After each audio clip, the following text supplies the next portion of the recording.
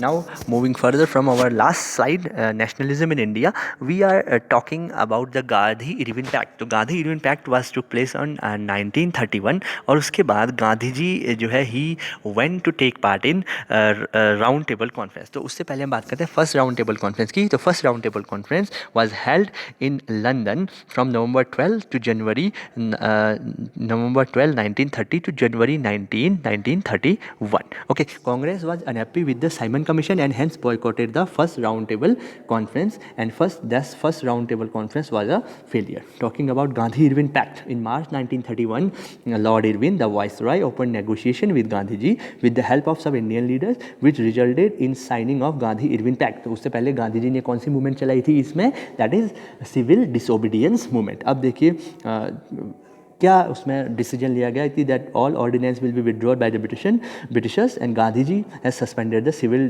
Disobedience movement and will take part in the second round table conference and not to investigate into police excess. Forceful action जो है वहाँ पे investigate नहीं किया जाएगा. Then Gandhiji decided to take part in second round table conference, which was held from September 7, 1930 to December 1, 1931. That was at London. As per the terms of Gandhi Irwin Pact, Gandhiji attended the second round table conference.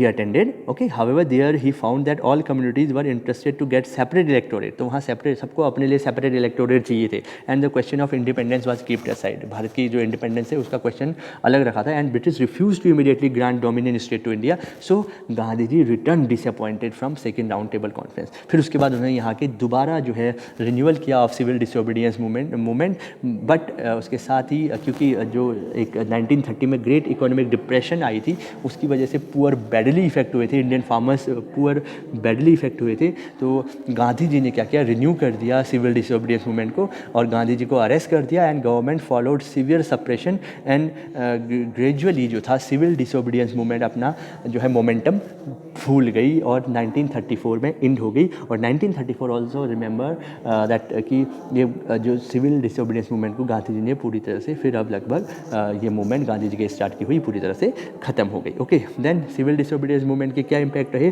Tide of nationalism had shaken the British government. Okay, the ban on Congress was removed in 1934. Participation from all section of society including shopkeeper, workers, merchant had joined the freedom struggle. और इसमें women's भी काफ़ी ज़्यादा number पे take part किया. Then spread of nationalism across the nation.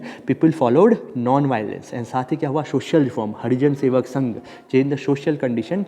Depressed class were given entry into temples and were allowed to take water from the wells. And prabhat pheris निकाली गई सुबह सुबह जिससे कि लोगों को बताया जाता था कि you have to work for your country, you have to provoke the feeling of nationalism for your country. These were the impacts. तो ये उनके प्रोग्राम्स हैं सिविल डिसोबीडियंस मूवमेंट के. Okay, different place and incident जो इसमें हुए थे. Okay, उसके बाद गांधी जी की जो नेक्स्ट मेजर मूवमेंट थी वो थी इन 1942. That was quit India movement, जहाँ पे उन्होंने स्लोगन दिया डू और डाई, करो या मरो. और इसका काफ़ी मेजर इम्पैक्ट हुआ, काफ़ी प्रेशराइज हो गई गवर्नमेंट.